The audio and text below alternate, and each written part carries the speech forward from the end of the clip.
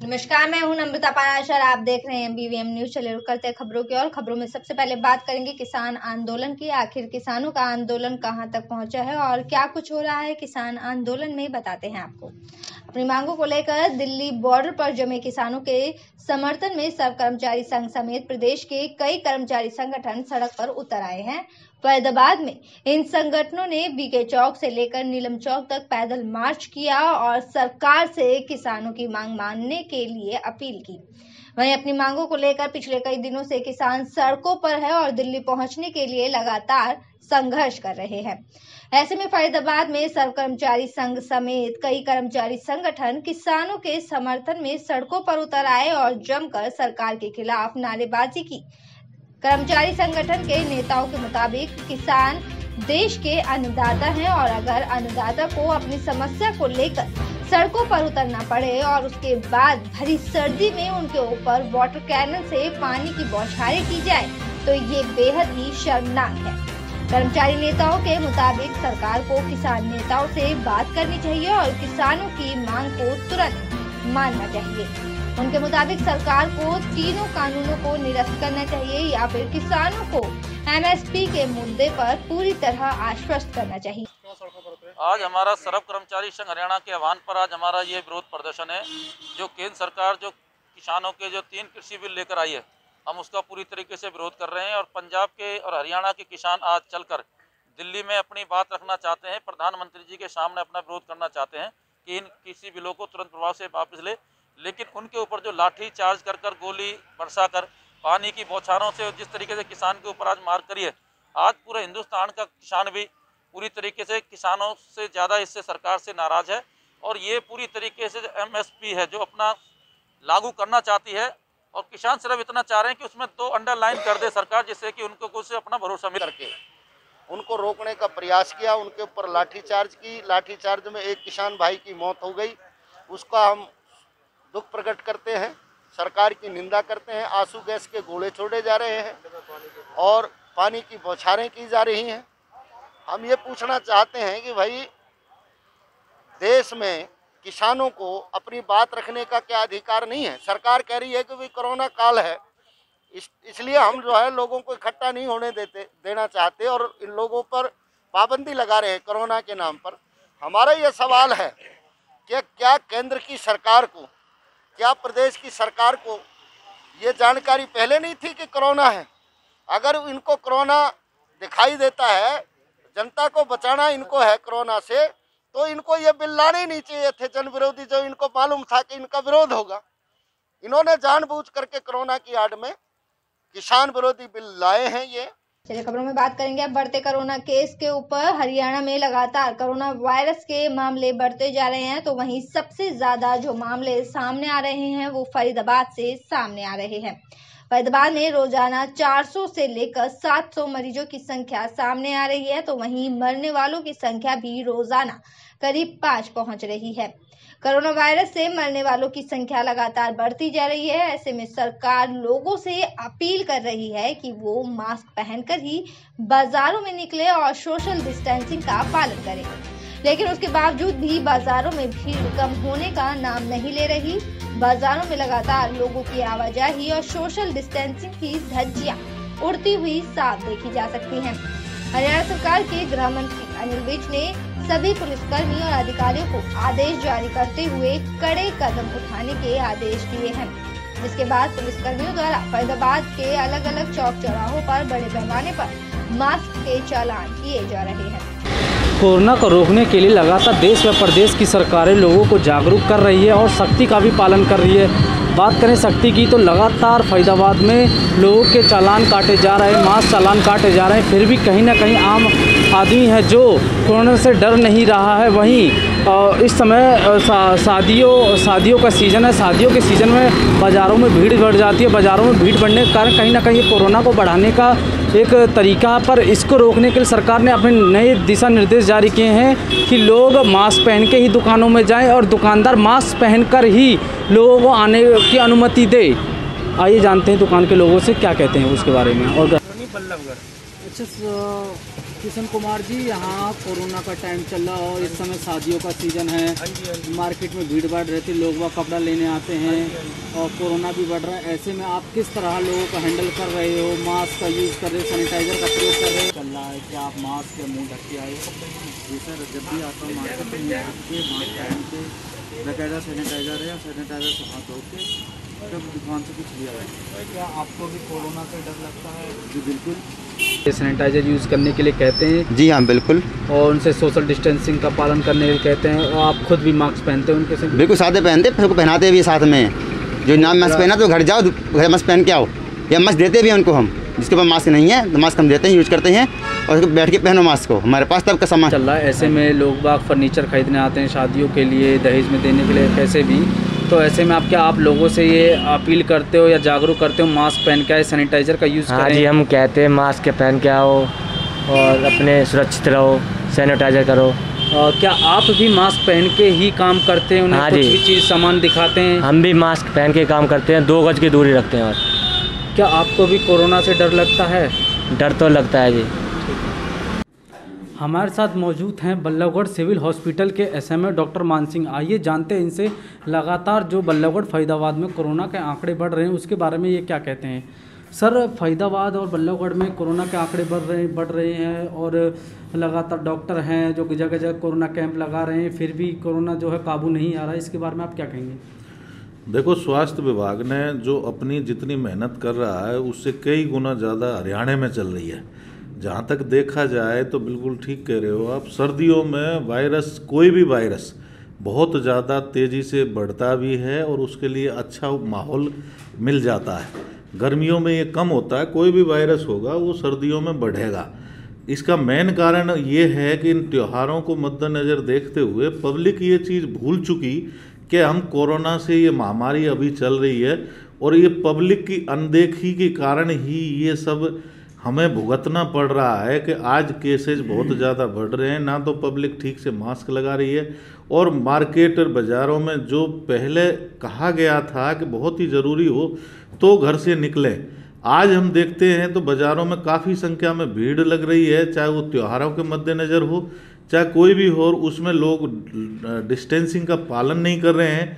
तो ये मेन कारण है कि किसी भी महामारी को फैलने में ये बहुत कारगर और मददगार होता है कि जब पब्लिक इन सब चीज़ों का पालन नहीं करेगी। तो जैसे बात की जाए, अभी कल ही देश व प्रदेश की सरकार ने, मनोहर लाल खट्टर की सरकार ने एक आधिकारिक ट्वीट करके कहा था कि फरीदाबाद के अंदर जहाँ भी इंडोर या आउटडोर सामाजिक कार्यक्रम, शादी या कोई प्रोग्राम हो, वहाँ सिर्फ 50 लोग इंडोर में और आउटडोर में सिर्फ 100 लोग एकत्रित होंगे।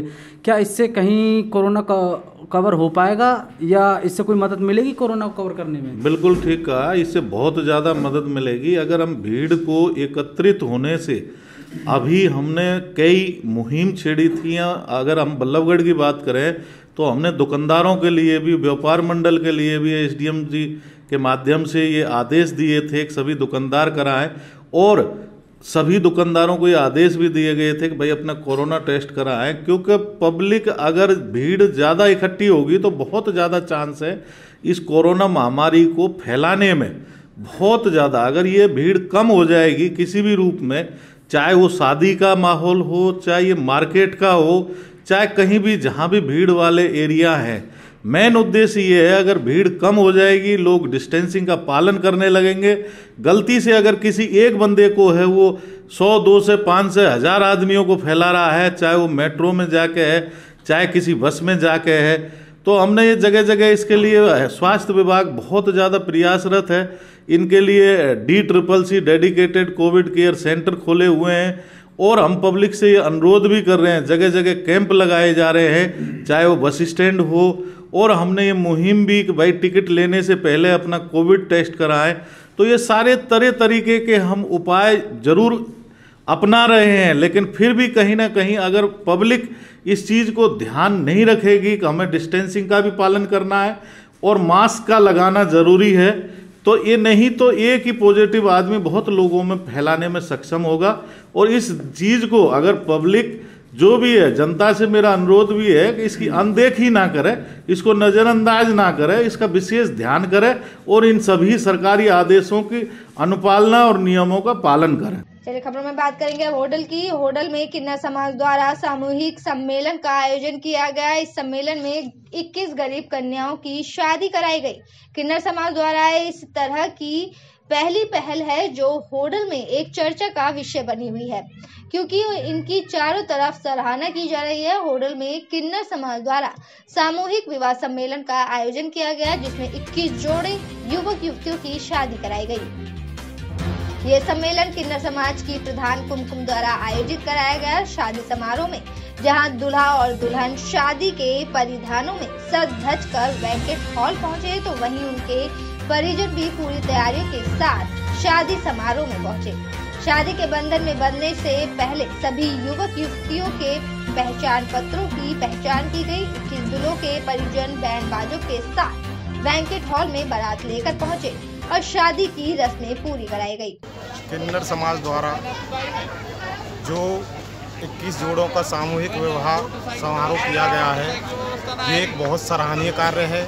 21 जोड़ों की इसमें शादी किन्नर समाज ने की है और किन्नर समाज हर वक्त कोई भी काल रहा है, जैसे कोरोना काल भी रहा है या ये सामूहिक विवाह रहे हैं, इनमें बढ़ चढ़कर भाग लेता है और मैं तो किन्नर समाज का बहुत बहुत धन्यवाद करता हूँ। आगे भी ऐसे कार्य करते रहें और ये समाज से अपेक्षित नहीं समझें, समाज इनके साथ खड़ा है।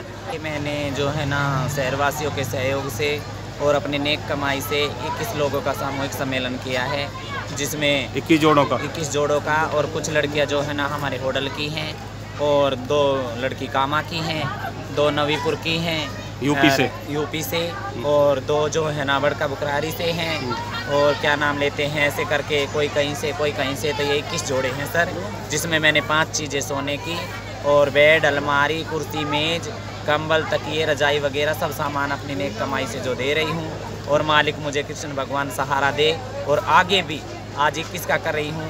अगली साल मालिक ने चाहा, शहरवासियों का सहयोग रहा और भाइयों का माइयों का आशीर्वाद रहा तो 51 लड़कियों की शादी करूँ, ये मेरा पूर्ण विश्वास है। तो मतलब जिस तरह से आप लोगों ने किया है, आपका समाज भी आया होगा इसमें। चलिए बात करेंगे अगली खबर की। प्रदेश सरकार प्रदेश में महिलाओं की सुरक्षा के बड़े बड़े दावे कर रही है, लेकिन ये मात्र फाइलों तक ही सीमित होकर रह गया है।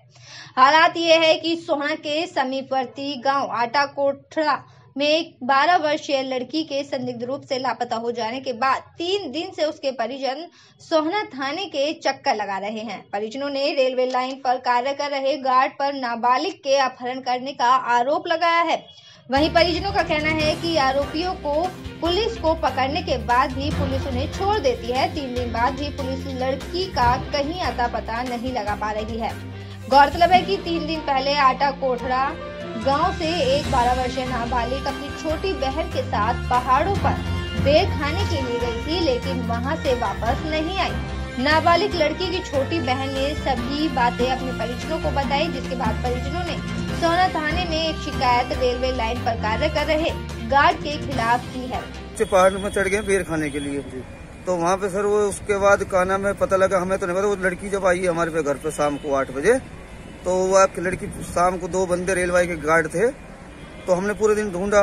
रेलवे के गार्ड जब छोटी बच्ची को घर के पास छोड़ गए हैं, हमारे घर के पास नजीक, और बड़ी लड़की को बाइक पे वापसी ले गए, छोटी लड़की को हमारे घर के लिए भेज गए।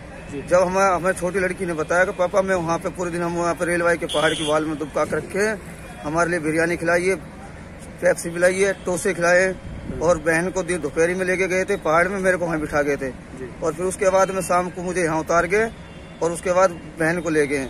फिर हम वहाँ पे मैन मौके पहुँच गए 10 मिनट में ही, लड़की को आए पीछे, तो हमने गार्ड एक भी नहीं मिला, दूसरे गार्ड मिले। फिर उसके जो उनको इंचार्ज होता है उसको हमने फोन किया, या तो फौजी साहब यहाँ पे तुम्हारे दिन वाले गार्ड 2 मिनट में आ जाए, या नहीं तो एसटीसी कर देंगे। फिर उन गार्ड दौरे फोन मिलाया, फोन नहीं उठाया उन्होंने।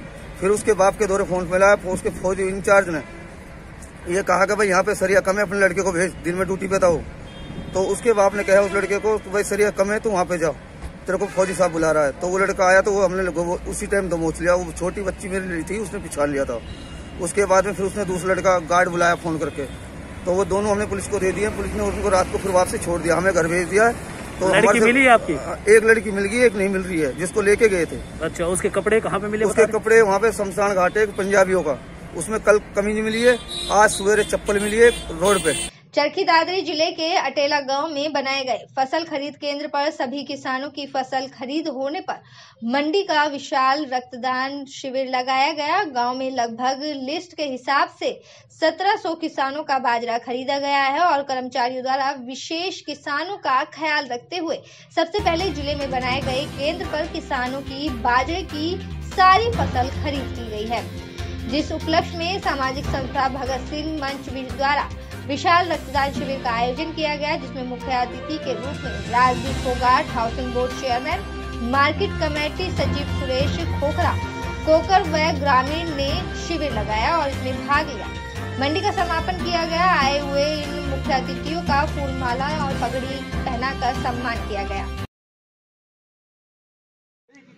आज दिनांक 28 तारीख को यहाँ अटेला मंडी में जो हमारा परचेज सेंटर था, दादरी मार्केट कमेटी का परचेज सेंटर है ये अटेला, और यहाँ पे हमारे 1700 किसान अपनी फसल लेके आए, जिनको सुचारू रूप से मार्केट कमेटी के कर्मचारियों द्वारा हैंडल किया गया। और यहाँ पे लगभग 50,000 क्विंटल बाजरा की खरीद हुई है। आज सेंटर ऑफ होने के बाद यहाँ के जो आड़ती थे भगत सिंह यूनियन के भगत सिंह एकता मंच की तरफ से ये जो प्रोग्राम किया गया था समाज के लिए कार्य कर रहे हैं। और आपने जो भी आपकी खाद बीज दवाई से संबंधित है या किसी भी नई टेक्नोलॉजी से संबंधित है या कोई नई वैरायटी ईजाद होती है उससे संबंधित है, तो आप सभी ब्रांचेज से जुड़े रहें। यहाँ पे परचेज कमेटी बनी और अच्छी तरह से 1700 किसानों ने अपना अनाज यहाँ पे बेचा, तो उसके लिए आज उनका भी सम्मान किया गया। इसी प्रकार जो और भी यहाँ पे आड़ती भाई थे उनका भी बहुत बहुत सम्मान किया गया। तो यही प्रोग्राम आज का था, बड़ा सफल आयोजन किया था। तो मैं आज अपनी तरफ से पूरे गांव का और युवा साथियों का धन्यवाद। चकबंदी की समस्या को लेकर गांव की काफ़ी समस्या को लेकर बोले हैं। नहीं, बड़ी पुरानी समस्या है और हम चाहेंगे कि इस समस्या का हम हल कराएं। आदरणीय जो हमारे सीएम हैं खट्टर साहब, उनके आगे भी ये बात रखेंगे, दुष्यंत जी के आगे भी ये बात रखेंगे कि गांव को चकबंदी से। चलिए बढ़ते अगली खबर की ओर। कर्मचारी, किसान व सामाजिक संगठनों ने मिलकर कृषि अध्यादेश के विरोध में सड़कों पर उतरते हुए रोष प्रदर्शन किया। इस दौरान सरकार को अल्टीमेटम दिया गया कि अगर गिरफ्तार किए गए किसानों को रिहा नहीं किया गया तो रविवार को सड़कें जाम कर देंगे। साथ ही आंदोलन को बढ़ाते हुए किसानों की रिहाई करवा कर दिल्ली कूच करेंगे। कर्मचारी, किसान व अन्य संगठनों ने कृषि अध्यादेशों के विरोध में एकजुट होते हुए रोष प्रदर्शन किया है। सभी संगठनों के सदस्यों ने रोष मीटिंग की और किसानों पर लाठीचार्ज की निंदा करते हुए मुकदमों को वापस लेने की मांग की है। सबने शहर में रोष स्वरूप जुलूस निकाला और प्रदर्शन करते हुए रोष जताया। साथ ही अल्टीमेटम भी दिया कि गिरफ्तार किसानों को रिहा नहीं किया तो बड़ा आंदोलन शुरू करेंगे। इसकी शुरुआत जिले की सड़कों को जाम कर दमनकारी नीति अपनाई हुई है, जिस जो लाठीचार्ज, वाटर कैनन के फुहारों और आंसू गैस के गोले छोड़कर किसानों को जो अपनी जायज़ मांगों के लिए लड़ रहे हैं उनको नाजायज तौर पर तंग कर रहे हैं, उसके विरोध में आज हम पूरे प्रदेश में इसका किसानों के समर्थन में और सरकार के विरोध में प्रदर्शन कर रहे हैं। और सरकार को ये बता देना चाहते हैं कि आने वाले भविष्य में अगर सरकार ने आज जो हमारे अरेस्ट किए गए किसान हैं उनको रिहा नहीं किया गया तो एक बहुत बड़ा जन आंदोलन होगा और उसका खामियाजा सरकार को भुगतना पड़ेगा। परसों भी हमने गिरफ्तारी थी, अब पता चला है कि 2 दिन से हमारे यहाँ दादरी के किसान गिरफ्तार हैं, तो हमारे लिए बड़ा दुख विषय है। जबकि हाईकोर्ट ने नोटिस कर दिया है हरियाणा सरकार को कि गिरफ्तार किस वजह से किए गए किसान, तो हरियाणा सरकार ने जवाब दिया है कि हमने अधिकतर किसान छोड़ दिए हैं। ये हमारे साथ अन्याय है। मतलब हरियाणा सरकार और पुलिस प्रशासन इतना बड़ा अन्याय कर रही है कि बिना वजह किसी के ऊपर मुकदमे बना रही है। हम इसकी घोर निंदा करते हैं और हम सख्त निर्णय ले रहे हैं। अगर आज शाम तक हमारे किसानों को बाइज्जत और ईमानदारी से रिहा नहीं किया गया तो कल से हम रात को एक रणनीति बना